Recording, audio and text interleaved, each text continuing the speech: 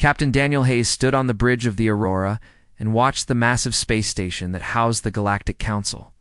The station, called Zenith Prime, floated in the darkness of space, like a giant metal flower with dozens of petals spreading outward. Each petal belonged to a different alien species. The human section was the smallest and located at the very edge where nobody wanted to be.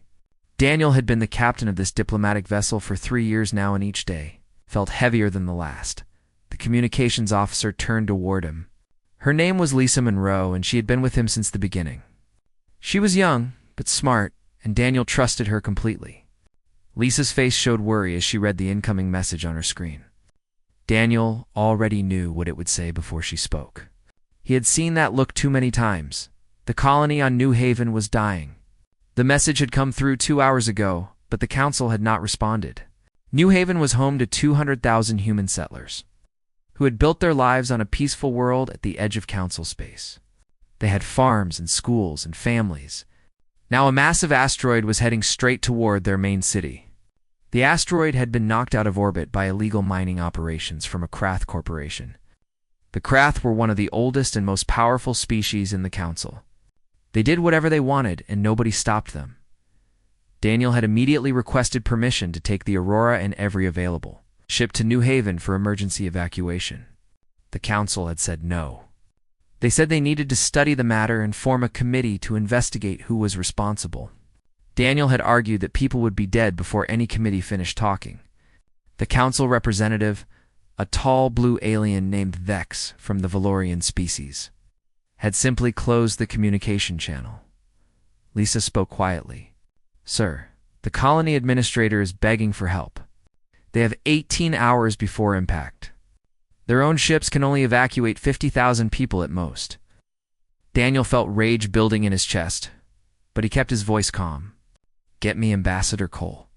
Now." Ambassador Richard Cole appeared on the screen within minutes. He was an older man with gray hair and tired eyes. He had been humanity's voice in the council chambers for 5 years. Daniel could see that the ambassador already knew why he was calling. "They refused again," Cole said before Daniel could speak. "I just came from an emergency session. The Valorians said that sending ships without proper authorization would be seen as aggressive military action.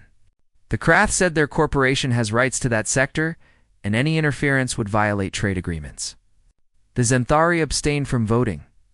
We're alone in this, Daniel." Daniel's hand gripped the armrest of his command chair. "Sir, with respect, I don't care what they say.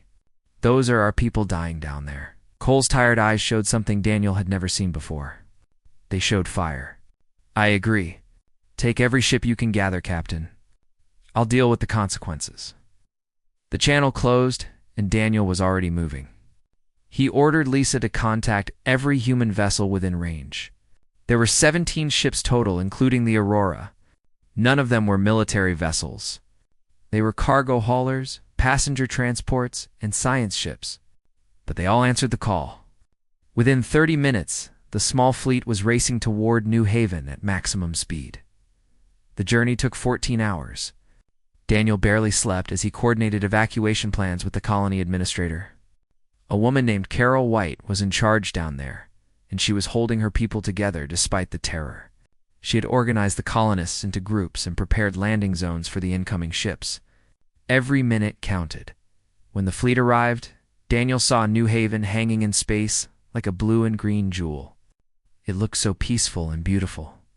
The asteroid was visible too, a dark mountain of rock tumbling through the void straight toward the colony. The computer calculated impact in 4 hours and 12 minutes. The evacuation began immediately. Every ship landed and began loading people as fast as possible. Families carried whatever they could in their arms. Children cried and parents tried to stay calm. The ships filled up quickly and launched back into space to transfer people to the larger vessels in orbit. Then they went back down for more. Daniel took the Aurora down to the surface himself. He walked among the colonists and helped carry supplies and children onto the ship. He saw the fear in their eyes, but also hope. They trusted him and his crew to save them. The weight of that trust was crushing. Lisa worked the communications station without rest. She coordinated traffic control for all the ships and kept everyone informed of the time remaining. Her voice never wavered, even as the countdown got smaller. 3 hours. 2 hours. 1 hour. Carol White was one of the last people to board a ship. She had stayed behind to make sure everyone else got out first. Daniel met her at the Aurora's loading ramp. She was crying, but still standing straight and strong. "We got most of them, Captain." "Most of them, but not all." Daniel felt something break inside him. How many? 20,000. They lived in the outer settlements. We didn't have enough time to reach them all. The Aurora lifted off from New Haven's surface with the last group of refugees. Daniel stood on the bridge and watched through the view screen as his ship climbed into orbit. Below them, the small settlements in the distance still showed lights. People were down there waiting for rescue that would never come. Then the asteroid hit. The impact was visible from space. A flash of light brighter than a sun erupted from the surface. The shockwave spread across the planet like a ripple in water. Everything in its path was destroyed instantly. Mountains were flattened. Oceans boiled. The atmosphere caught fire. In less than a minute, New Haven transformed from a living world into a burning hell. Nobody on the Aurora's bridge spoke. They just watched in silence as 20,000 lives ended. Daniel felt tears on his face, but he didn't wipe them away. Lisa was crying too. So was every crew member. They had saved 180,000 people, but lost 20,000. The math should have felt like a victory. It felt like failure. The fleet returned to Zenith Prime 3 days later. Daniel expected thanks, or at least acknowledgement. Instead, the Council issued a formal reprimand to humanity for unauthorized military movements in Council space. They also issued a fine to Earth's government for violating protocol. The Krath Corporation faced no consequences at all. Ambassador Cole called Daniel to his office. The ambassador looked like he had aged 10 years in 3 days. "I'm done, Daniel. I've spent 5 years trying to make them listen to us. 5 years of being ignored and disrespected. They treat us like children who don't understand how the galaxy works. But we understand perfectly. They only care about themselves." Daniel sat down heavily. "What are you going to do, sir?" Cole smiled, but it was not a happy smile. "I'm going to give a speech tomorrow in the full council chambers. Every species will be there. Every representative and diplomat and leader, and I'm going to tell them exactly what I think of them." The next day, Daniel stood in the gallery above the council chambers and watched as Ambassador Richard Cole walked to the speaking platform. The chamber was enormous, with seats rising in curved rows all around a central floor. Hundreds of alien beings filled those seats. They were talking among themselves and barely noticed when Cole began to speak. "Members of the Galactic Council," Cole's voice rang out clear and strong. "I stand before you today to announce that humanity is withdrawing from this organization, effective immediately." The chamber went silent. Every alien I turned toward Cole. Daniel felt his heart pounding. Cole continued. "For 15 years we believed that joining you would bring mutual benefit and friendship. We were wrong. You have taken our technology and claimed it as your own. You have denied us basic protections, while demanding we follow every rule. You have watched our people die and called it protocol. We came to you with open hands and open hearts. You treated us with contempt. So we are leaving. Humanity will close every embassy and recall every ship. We will seal our borders and wish you well. Perhaps one day you will learn that respect must be earned through action, not demanded through age. Until then, goodbye." Richard Cole turned and walked out of the chamber. The human delegation followed him. Daniel watched from above as they filed out in silence. The aliens in the chamber began shouting and arguing, but the humans did not look back. Within 3 months, every human presence in council space was gone. The embassies were empty. The ships had returned home. Earth and all her colonies went dark as far as the council was concerned. Humanity had left the galaxy behind. 5 years had passed since humanity closed its borders, and the change was remarkable. Dr. Marcus Webb stood in his laboratory on the moon and looked at the screen showing results that would have seemed impossible just a few years ago. The quantum slipstream drive was working perfectly. Human ships could now travel 3 times faster than any vessel in the Galactic Council. Marcus felt pride swelling in his chest as he saved the data and prepared his report for President Helen Grant. President Grant had been elected 2 years after humanity left the Council. She ran on a simple promise to make humanity stronger and completely independent. The people loved her because she kept that promise. Every day brought new achievements and new reasons to celebrate. Earth was thriving in ways nobody had imagined possible. Marcus sent his report and walked to the observation window. He could see Earth hanging in space below the lunar base. The planet looked beautiful with its blue oceans and white clouds. But what made Marcus smile was knowing that humanity was finally free to reach its full potential. For too long, they had shared every discovery with the Council, only to watch other species take credit or use human innovations against them. Now everything humanity created belonged to humanity alone. Commander. Julie Sanders was having similar thoughts aboard the orbital shipyard above Mars. She stood on the observation deck and watched as construction drones worked on the newest ship in the fortress fleet. The vessel was massive and powerful with weapons and shields that used technology the Council had never seen. Julie had spent 3 years designing the defense systems for this fleet. Every ship used revolutionary shield harmonics that could absorb and redirect energy weapons. The plasma cannons could punch through any known armor in the galaxy. Julie's communication device beeped and she answered it. The face of Admiral Daniel Hayes appeared on the small screen. He had been promoted after returning from New Haven and now commanded the entire fortress fleet. Daniel looked tired, but happy. Commander Sanders, I just reviewed your latest progress report. The fleet will be ready ahead of schedule. Excellent work. Julie smiled. Thank you, sir. We've learned a lot from building without Council interference. Turns out we're pretty good at this when nobody is stealing our designs or telling us we're doing it wrong. Daniel laughed. That we are, Commander? Keep up the good work. The channel closed and Julie turned back to watch the construction. She remembered the days when human ships were considered primitive by Council standards. The Valorians had openly mocked human engineering. The Krath had called human weapons toys. Julie wondered what they would think if they could see the fortress fleet now. Probably nothing good, which made her smile even wider. On Mars itself, Greg Palmer was making history of a different kind. He stood on the red sand and looked up at the sky, which was slowly changing color. The atmospheric processors his team had built were working better than anyone had dreamed. Mars was becoming breathable. The projections said it would take 20 more years to complete the transformation, but Greg knew they would beat that estimate. Humans always did when they stopped listening to aliens, who said things were impossible. Greg had worked with Council scientists before the withdrawal. They had told him that terraforming Mars would take at least a century using their methods. They had complicated formulas and ancient theories that supposedly proved it. Greg had nodded politely and then ignored all of it. Human scientists approached problems differently. They were willing to try new things and take risks. The atmospheric processors used a combination of technologies that no Council species had ever attempted together. It worked beautifully. His assistant called to him from the research station. Her name was Victoria Hayes, and she was Daniel's younger sister.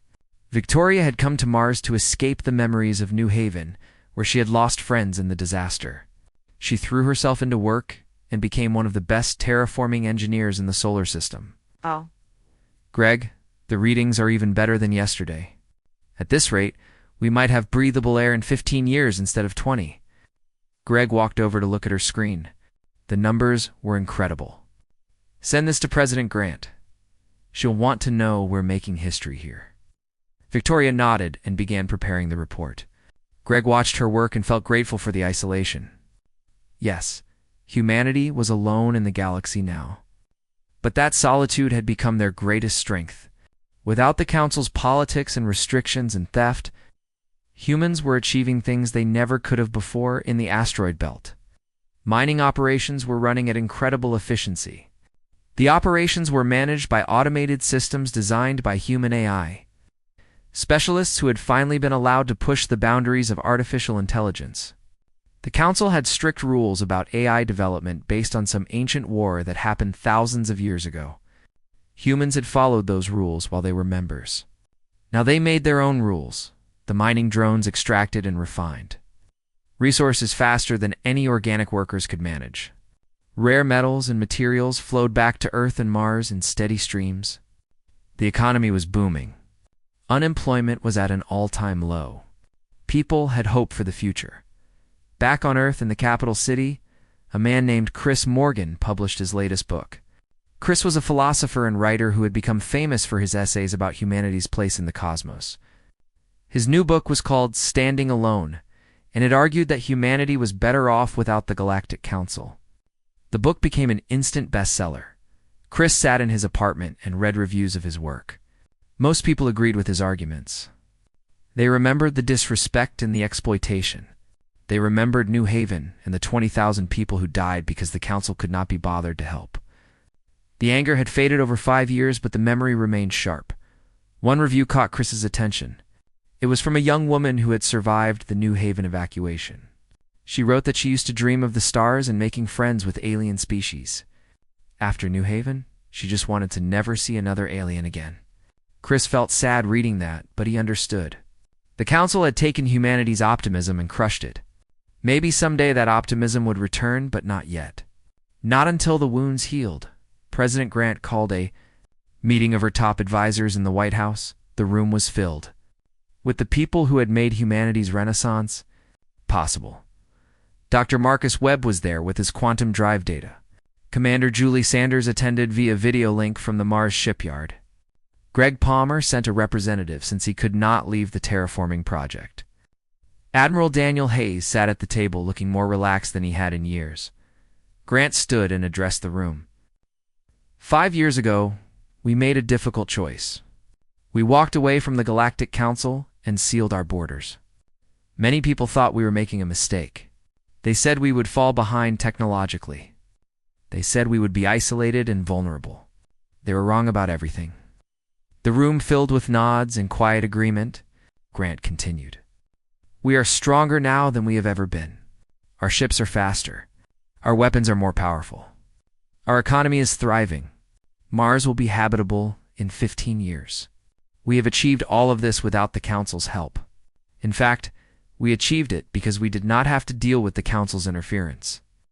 Admiral Hayes spoke up. Madam President, our intelligence shows that Council space is becoming unstable. The Valorians are expanding aggressively into territories that used to have human presence.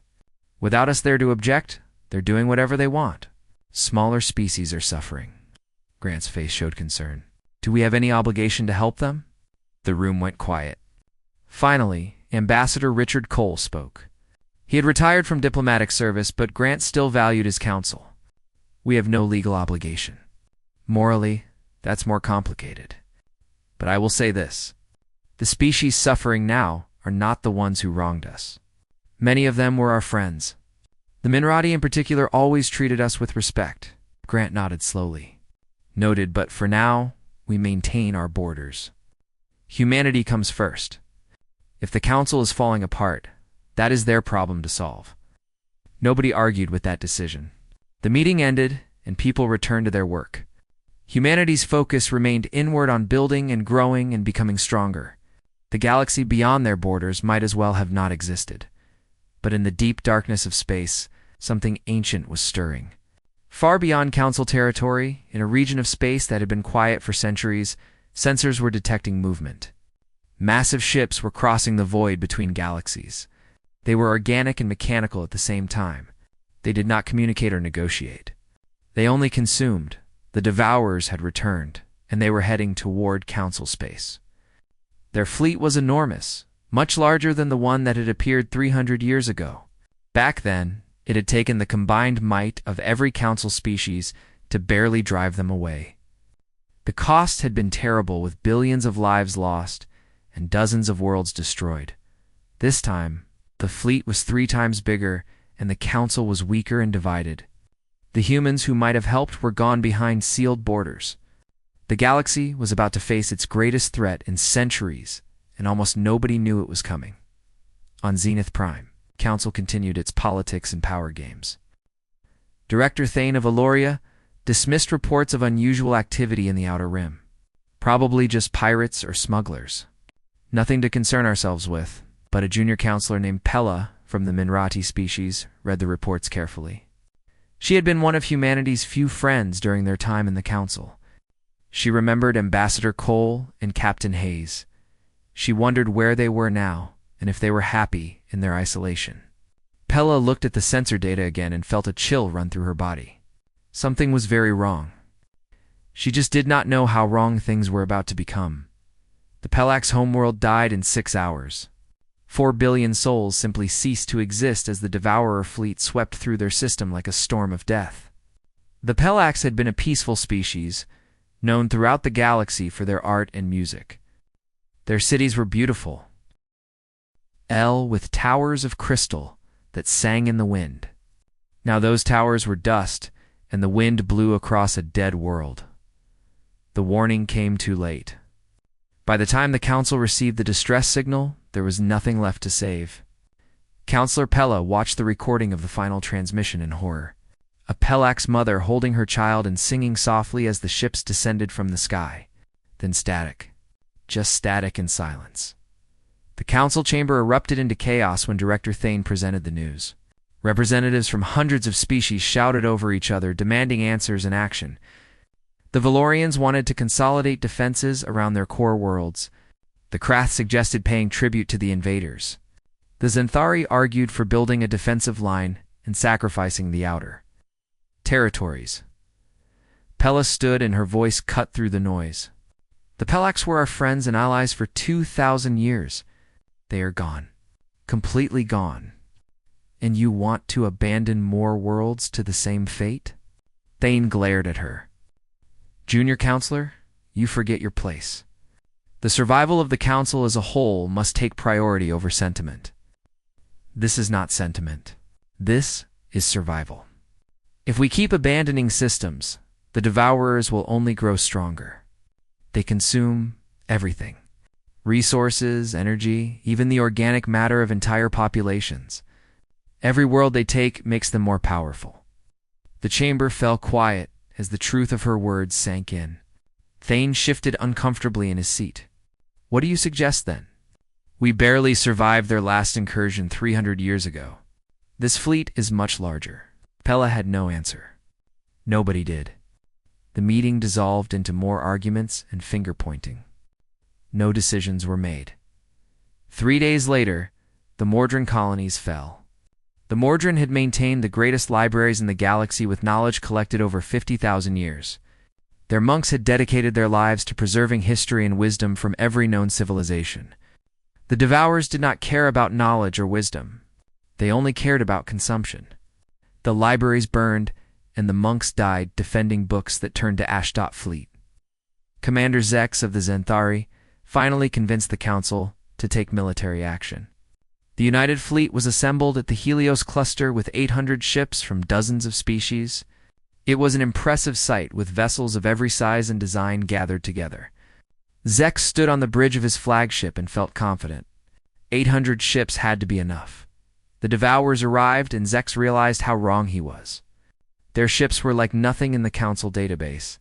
They were organic and mechanical fused together in ways that should not work, but somehow did. They moved like living things, fluid and unpredictable. They did not arrange themselves in standard formations. They swarmed. The battle lasted for hours. The Council fleet used every weapon and tactic they knew. Energy beams, missiles, kinetic weapons, everything. The Devourer ships adapted to each attack. If a weapon worked once, it never worked the same way again. The organic components of their vessels learned and changed. Their hulls shifted and reformed. They were evolution in real time. Zex ordered retreat when his fleet was down to 200 ships. The survivors fled in disorder while the Devourers consumed the wreckage of the destroyed vessels. Zex watched good officers and brave crews die, and there was nothing he could do to save them. The United Fleet had been shattered in a single engagement. On Earth, Admiral Kevin Drake read the intelligence reports with growing concern. Seoul Defense Command had been monitoring Council space through long-range sensors, and the data was terrifying. The Devourers were not just attacking randomly. They were moving in a pattern, consuming world after world in a direct line toward the Council core systems. At their current pace, they would reach Zenith Prime in 4 months. Drake called an emergency meeting with his senior staff. The war room filled with officers who had all served during humanity's time with the Council. They knew the galaxy, and they understood what was at stake. Commander Julie Sanders attended via secure link from the Mars shipyard. Dr. Marcus Webb joined from his lunar laboratory. Analysis shows the Devourers will consume the Council core within 6 months, Drake said as he displayed tactical projections on the main screen. After that, they will have the resources and momentum to potentially reach human space within a year, maybe less. Julie Sanders spoke from her video link. What does the Council fleet look like after the Helios disaster? Broken. They lost 600 ships. Morale is shattered. Fleet Commander Zex is recommending they fortify core worlds and abandon the outer territories entirely. Dr. Webb leaned forward. That is a losing strategy. Every world the Devourers take makes them stronger. If the Council falls, we could be facing an enemy with the combined resources of thousands of planets. Drake nodded. Exactly. Which brings us to the question nobody wants to ask. Do we help them? The room went silent. Finally, one of Drake's tactical officers spoke up. Her name was Nicole Foster, and she had lost family on New Haven. Sir, respectfully, why should we? They left our people to die. They treated us like garbage for 15 years. Let them face the consequences. Drake understood her anger. He felt it too. But he had also spent 30 years in military service learning to think strategically rather than emotionally. Because if they fall, we are next. And because there are billions of innocent civilians who had nothing to do with how the Council treated us. Julie Sanders' voice came through the speakers. Admiral, our new weapons and drives would give us a significant advantage. We could potentially turn the tide where the Council failed. But it would cost us. We would lose ships and people. Marcus Webb added his thoughts. I've been analyzing the Devourer technology based on the sensor data we collected. Their adaptation mechanism is impressive but not perfect. Our rotating frequency weapons and quantum missiles were designed specifically to counter adaptive defenses. We might actually have an edge here. Drake looked around the room at his officers. Recommendations. Nicole Foster stood up.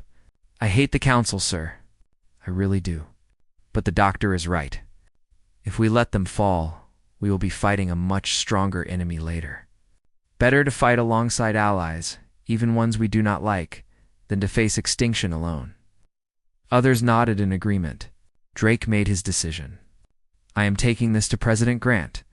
She will make the final call, but I am going to recommend we offer assistance. On our terms. The meeting at the White House was tense. President Grant sat at the head of the table with Ambassador Richard Cole on her right and Admiral Drake on her left. Dr. Webb and Commander Sanders attended via video link. Other cabinet members filled the remaining seats. Grant listened to all the arguments. Cole spoke passionately against helping the Council. He had not forgiven them for New Haven, and never would. Drake presented the strategic case for intervention. Webb explained the technical advantages humanity now possessed. Sanders outlined what it would cost in ships and lives. When everyone had spoken, Grant turned to a woman sitting quietly in the corner. Her name was Carol White. The former colony administrator from New Haven, Grant had appointed her as an advisor specifically because she represented the people who had suffered most from Council indifference. Carol, what do you think? Grant asked. Carol took a long breath. Madam President, I watched 20,000 people die because the Council could not be bothered to help us. I will never forget that. But I also know that most of those Pilax civilians and Mordrin monks had nothing to do with what happened to us. They were just living their lives. If we let them die when we have the power to help, we become no better than the Council we walked away from. She looked around the table at each person present. We have built something remarkable in 5 years. We are strong and independent. But strength, without compassion, is just cruelty. We will help. But we do this on our terms. The decision was made. Now they needed to contact the council. But humanity had severed all communication channels 5 years ago. Nobody knew how to reach Zenith Prime through official means. The borders were sealed and heavily defended. Ambassador Cole smiled grimly. There is one person who might be able to get through. Counselor Pella of the Minrati. She was always fair to us. If anyone in the council would be willing to make the journey to Sol System, it would be her, Grant agreed. How do we contact her? We do not. Wait. If the council is desperate enough, they will figure out they need us. And when they do, Pella will be the one they send. On Zenith Prime, that exact conversation was taking place. Director Thane stood before the council and admitted what everyone already knew. We cannot win this war alone. Our fleet is broken. Our defenses are inadequate. The Devourers will reach our core worlds within months. The chamber was silent. Finally, Pella stood and spoke the words nobody else would say. We need the humans, the council erupted. Valorians shouted that they would never beg for help from inferior species. Krath representatives argued that humanity would demand too high a price. The Zenthari said humans could not be trusted. Pella waited for the noise to die down. You are all fools. The humans were never inferior. We treated them that way because of our pride. They left because we gave them no choice. And now we are facing extinction because we lost the one ally who might have saved us. Thane glared at her. And what exactly do you propose, Junior Counselor? The humans sealed their borders. I want nothing to do with us. Pella met his eyes without flinching. I propose that someone goes to them and asks for help. Someone who treated them with respect. Someone they might actually listen to? And who would that be? Me. I will go. I will face whatever defenses they have, and I will reach their leaders. And I will beg if I have to. The council debated for 3 more hours, but eventually agreed. They had no other options. Pella's ship was small and fast, designed for speed rather than comfort or combat. She traveled alone through space that was becoming more dangerous every day. Devourer scouts were spreading through council territory, and she had to avoid their sensor sweeps twice during the journey. The trip to Sol System took 8 days, and every moment felt like an eternity. When she finally reached the edge of human space, the defense platforms detected her immediately. Automated warnings appeared on her communication screen telling her to halt and identify herself. Pella transmitted her credentials and her message. She represented the Galactic Council and requested an audience with humanity's leaders. Then she waited. 2 days passed with no response. Pella's supplies were running low, and she began to wonder if the humans would simply ignore her until she had to turn back. She could not blame them if they did. On the 3rd day, a message finally came through. President Helen Grant would meet with her on Lunar Base Alpha. A human escort vessel would guide her to the meeting location. The escort arrived within an hour. It was a military ship, small but clearly powerful. Pella followed it through the Sol System and felt amazement at what she saw. Human space had transformed completely in 5 years. Massive shipyards orbited Mars and Earth. Defensive satellites filled the space between planets. Construction was happening everywhere. The humans had not been idle during their isolation.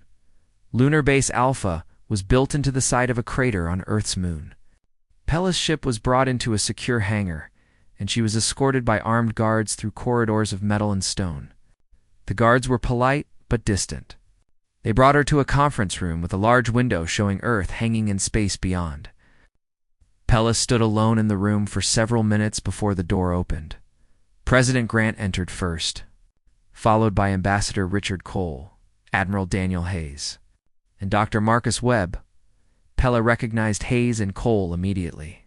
The last time she had seen Cole was when he walked out of the council chambers 5 years ago. He looked older now, but his eyes still held that same fire. Hayes had been promoted to admiral and carried himself with quiet authority. Grant and Webb were new to her, but their positions were clear from their bearing. Grant sat down at the head of the table and gestured for Pella to sit across from her. The others took seats along the sides. Nobody smiled or offered pleasantries. The atmosphere was cold, and Pella understood why. She was asking these people to risk their lives for those who had wronged them. Pella's decided not to waste time with diplomatic language. She pulled out a datapad and activated the holographic display. Images appeared in the air above the table, showing the destruction of the Pelix homeworld and the Mordran colonies. She showed them sensor readings of the Devourer fleet and tactical analysis of the battle at Helios Cluster. The humans watched in silence. "This is what we are facing," Pella said quietly. "The Devourers have returned, and they are stronger than before. They have already killed billions. They will reach our core worlds within 4 months. Our fleet cannot stop them. We tried and failed." Ambassador Cole leaned back in his chair. Where was this concern when New Haven was dying? When 20,000 of our people were waiting for help that never came? Pella met his eyes directly. "You are right to be angry, Ambassador. The Council failed you, and it failed your people. There is no excuse for what happened. I voted to help you that day, but I was only one voice among hundreds. The Council was wrong. And now you want our help because you have no other choice," Cole said. His voice was bitter, but not cruel, just tired and sad. "Yes, I am not here to make excuses or to pretend the Council treated you fairly. I am here to beg. Not for the Council leadership who wronged you, but for the billions of innocent people who had nothing to do with those decisions. For the children who do not deserve to be consumed by monsters. For the species like mine who tried to be your friends." The room fell silent. President Grant studied Pella carefully. "What exactly are you asking from us?" "Military assistance. Your ships, your weapons, your people. We need everything you can give us." Admiral Hayes spoke for the first time. "Our intelligence suggests your fleet is down to fewer than 300 operational vessels. The Devourers number in the thousands. Even with our help, the odds are not good." I nodded. "I know, but we have no other options. If you refuse, the Council will fall. And after they consume us, they will come for you." Dr. Webb had been silent until now, but he leaned forward with interest. "I have been studying the sensor data from Helios. The Devourer adaptation mechanism is sophisticated, but it has limitations. Our weapon systems were designed to counter exactly this type of enemy. We might actually have an advantage." President Grant raised her hand for silence. "I need to discuss this with my people. You will wait here." Pella was escorted to quarters where she spent the next 3 days alone with her thoughts. She knew the humans were debating her request, and she did not envy them the choice. What she was asking was enormous. She was asking them to forgive years of disrespect and to risk their lives for people who had treated them poorly. If the positions were reversed, Pella was not sure the Council would help. On the 3rd day, she was brought back to the conference room. The same for humans were waiting. President Grant looked tired, like she had not slept much. Ambassador Cole's expression was unreadable. Admiral Hayes and Dr. Webb seemed more relaxed, almost eager. Grant spoke without preamble. "We have decided to help. But we have conditions, and they are not negotiable." "What?" Pella felt relief wash over her. "Anything. Name your terms." "First, human forces will operate under human command. We will coordinate with Council forces, but we will not take orders from Council leadership. Second, the Council will issue a formal public apology for their treatment of humanity. Third, any species that wants human protection will sign mutual defense treaties with actual enforcement mechanisms. And fourth, after this crisis ends, there will be a complete restructuring of the Council. Every species gets an equal voice or humanity walks away again, and this time we take our allies with us." Pella listened to each condition and felt her hearts racing. She had no authority to agree to such terms. These demands would infuriate the Council leadership, especially Director Thane. The Valorians would see it as humiliation. The Krath would object to losing their privileged status. But Pella also knew that none of that mattered. "I accept on behalf of the Council. I do not have the authority to make these promises, but I know the Council will agree. They have no choice." Grant nodded. "Then we have an accord. Admiral Hayes will take the Fortress fleet to Council space immediately. We will bring 400 ships armed with our most advanced weapons. Tell your people to prepare defensive positions around your core worlds. We will handle the vanguard." Pella felt tears forming in her eyes. "Thank you. You do not know what this means. Ambassador Cole spoke quietly. We know exactly what it means. We are choosing to be better than you were. Do not make us regret it. The message was sent to Zenith Prime immediately. Pella transmitted everything, including the conditions humanity had demanded. She waited for the response with fear that the Council would refuse out of pride. An hour later, Director Thane's face appeared on the communication screen. He looked like he had aged 10 years. His pride was gone, replaced by desperation. The Council accepts all terms. Tell the humans, we agree to everything. Just please help us. Pella closed the channel and allowed herself to cry. The relief was overwhelming. Humanity was coming. There was hope. The Fortress fleet began preparations immediately. 400 ships moved into formation, each one a masterpiece of human engineering. The crews were ready and eager. Many of them remembered New Haven and the injustice of that day, but they also understood that this was bigger than revenge. This was about saving lives and stopping a threat that could eventually reach. Earth Admiral Hayes stood on the bridge of his flagship, a massive vessel called the Liberty. Commander Julie Sanders was his second in command, and Lisa Monroe served as Chief Communications Officer. The crew around them worked with efficient precision. Hayes felt pride watching them. These were the people humanity had become during their isolation. Strong, capable, and ready for anything. Lisa opened a channel to the fleet. Hayes's voice was broadcast to all 400 ships. This is Admiral Hayes. 5 years ago, we left the Galactic Council because they did not respect us. Today, we return not because we need them, but because they need us. We are going to show the galaxy what humanity is capable of. We are going to save billions of lives. And we are going to prove that we were always worthy of respect. All ships prepare for quantum slipstream jump. Destination, Council space. The fleet activated their drives and space itself seemed to fold around them.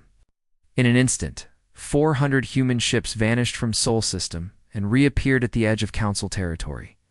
The quantum slipstream teched. Ology worked perfectly. What should have taken weeks of travel happened in seconds. Pella traveled with the fleet aboard the Liberty.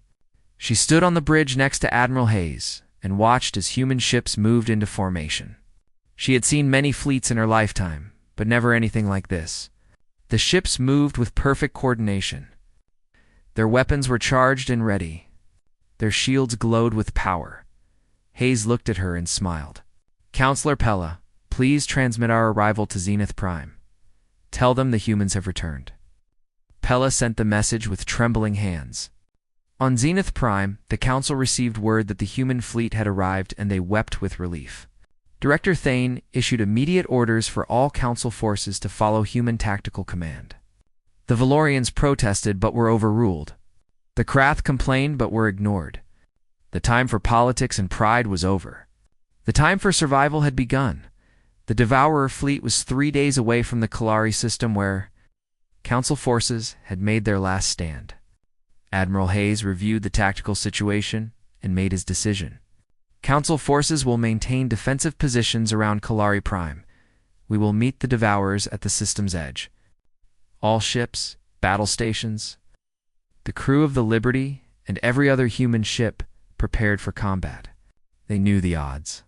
They knew the danger. But they also knew they were humanity's finest, and they would not fail. The Devourer Vanguard emerged from the darkness like a nightmare made real. 300 organic ships, moving in patterns that defied conventional military logic. They did not form ranks or follow standard tactics. They swarmed and flowed like a living organism. The Council forces watching from Kalari Prime felt their courage failing as they remembered the massacre at Helios Cluster. Admiral Hayes stood calm on the bridge of the Liberty and watched the enemy approach.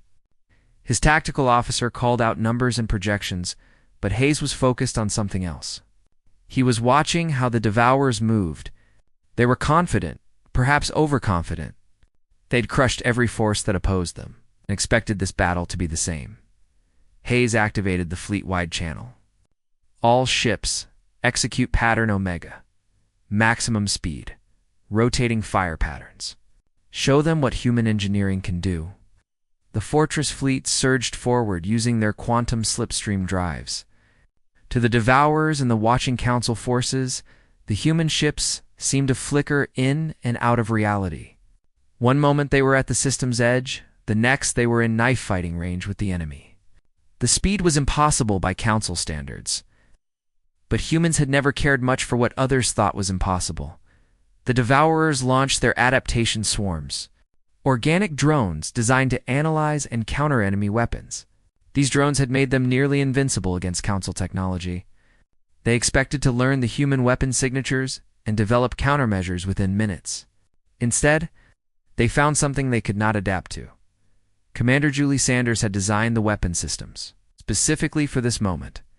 The plasma cannons rotated their frequency output every millisecond, never firing the same signature twice. The railguns used simple kinetic force, just metal moving very fast. Impossible to adapt to because physics did not care about organic learning. The quantum missiles existed in probability states until the moment of impact, making them unpredictable by definition. Devourer ships began to die. Their organic hulls could not adapt fast enough. Their swarm tactics, designed to overwhelm static defenses, failed against ships that moved like nothing they had encountered.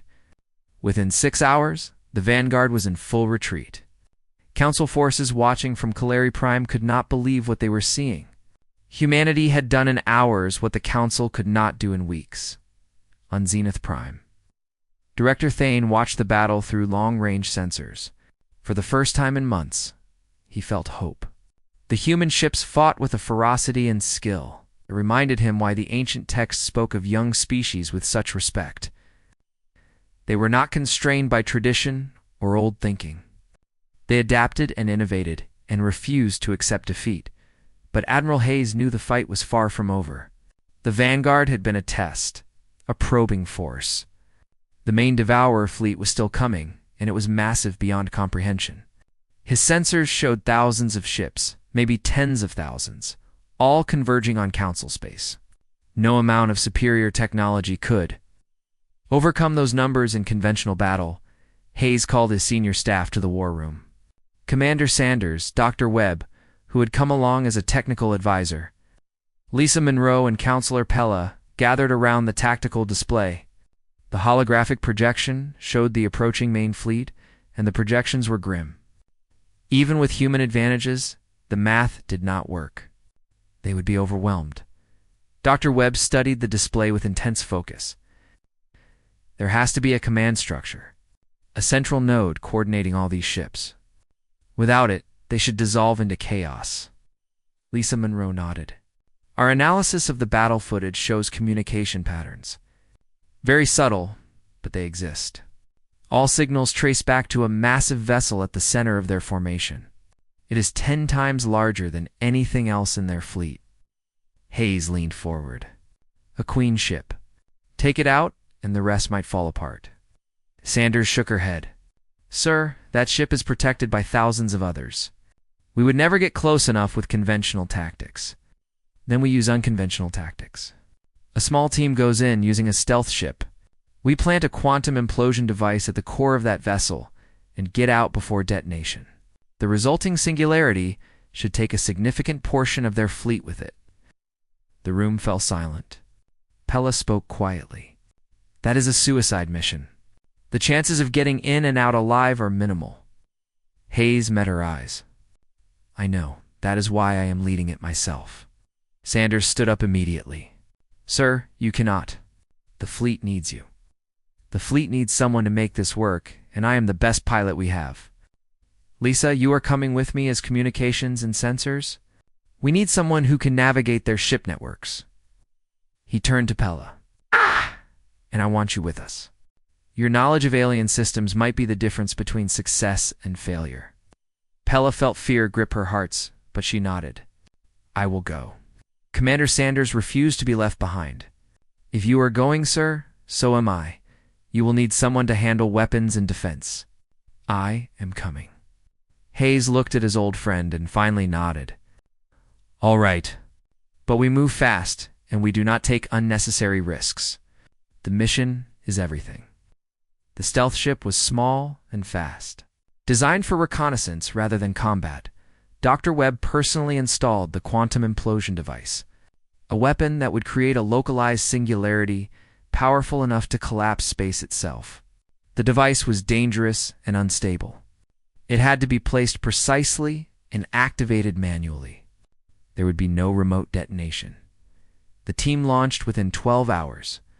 The stealth ship slipped through the outer edges of the Devourer fleet. Using every trick humanity had learned in 5 years of isolation, Lisa Monroe monitored the communication signals and found patterns in the chaos. She guided them through gaps in the formation, timing their movements to avoid sensor sweeps. The journey to the Queen ship took 8 hours of nerve-wracking flying. Hayes piloted with absolute precision while Sanders monitored their shields and weapons. Pella studied the organic technology around them and felt sick. The Devourer ships were not just machines. They were made from the consumed remains of countless species. She could see fragments of familiar designs, pieces of ships that once belonged to people she knew. They reached the Queen ship and found an entry point, something that looked like a cargo bay or intake port. The stealth ship docked carefully, and the team suited up for boarding. They wore combat armor and carried weapons, but everyone knew this was not about fighting. This was about speed and precision.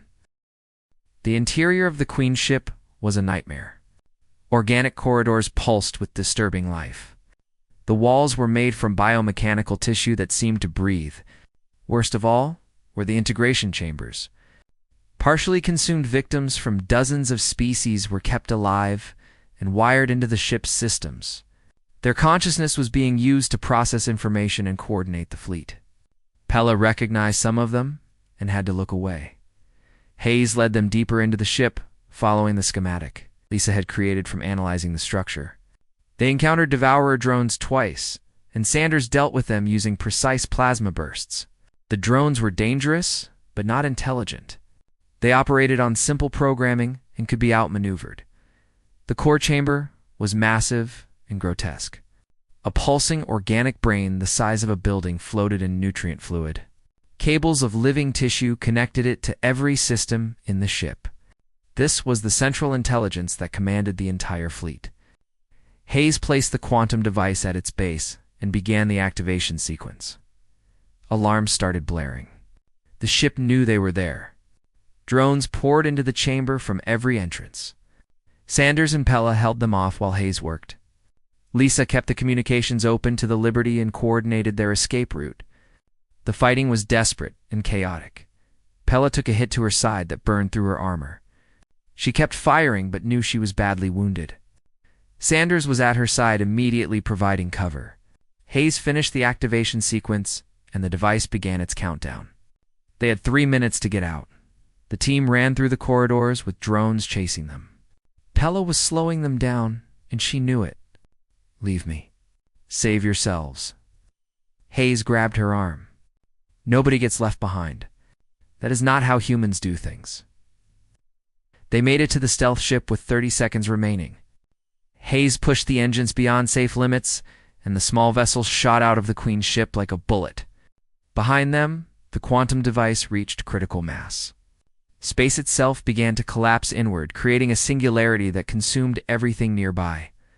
The Queen's ship died first, crushed into nothingness by impossible gravitational forces. Then the singularity expanded outward, catching thousands of Devourer vessels in its grip. Ships that had seemed unstoppable were pulled apart atom by atom. The screams of the dying organic components could be heard across its multiple frequencies before fading to silence. The stealth ship barely escaped the event horizon. Hayes piloted them clear while alarms screamed warnings about hull stress and engine failure, but they made it. They survived. The Devourer fleet fell into chaos without its central intelligence. The remaining ships lost all coordination and began attacking each other in confusion. The combined human and council forces struck hard, cutting through the disorganized enemy with devastating efficiency. Within 12 hours, the Devourer fleet was destroyed or scattered. The threat was ended. On Zenith Prime, celebrations erupted across the planet. The council had been saved and everyone knew who to thank. Director Thanes stood before the full council and did something that had never been done in 10,000 years of council history. He apologized to humanity publicly and completely. No excuses, no qualifications, just honest regret for the disrespect and injustice humanity had endured. President Grant received the apology from Earth and accepted it with grace. The restructuring of the council began immediately, with Counselor Pella taking a leading role. The old system of privileged species and second-class members was abolished. Every species would have an equal voice, or there would be no council at all, but humanity did not rejoin the council. Instead, they created something new. The Alliance of Independent Systems was born, an organization where species kept their sovereignty but pledged mutual defense and fair trade. Many former council members joined immediately, tired of the corruption and politics of the old system. 6 months after the battle, Admiral Hayes stood on the bridge of the Aurora, the same ship where his journey had begun so many years ago. Lisa Monroe was beside him as his executive officer. Counselor Pella was visiting from Zenith Prime, where she now led the Reformed Council. They looked out at a fleet of ships from a dozen species, united by choice rather than coercion. Pella smiled at Hayes. "You saved us, Admiral. The galaxy owes humanity a debt we can never repay." Hayes shook his head. "We did not do it for debt or gratitude. We did it because it was right. Because we choose to be better than the galaxy that wronged us," Lisa added softly. "We left because they did not value us. We came back because we valued ourselves enough to do what needed to be done. Maybe that is the lesson here. Respect cannot be demanded. It must be earned through actions." Hayes nodded and looked out at the stars. Humanity had walked away from the galaxy and found their strength in solitude. They had returned and saved billions of lives. They had proven their worth, not through words, but through courage and sacrifice. The galaxy would never forget what humanity had done, and more importantly, humanity would never forget who they truly were. The Aurora turned toward home, with Earth waiting in the distance. Behind them, the Alliance grew stronger each day. The future was uncertain, but humanity faced it with confidence. They had stood alone, and they had stood together. They had departed, and they had returned. And in doing so, they had changed the galaxy forever.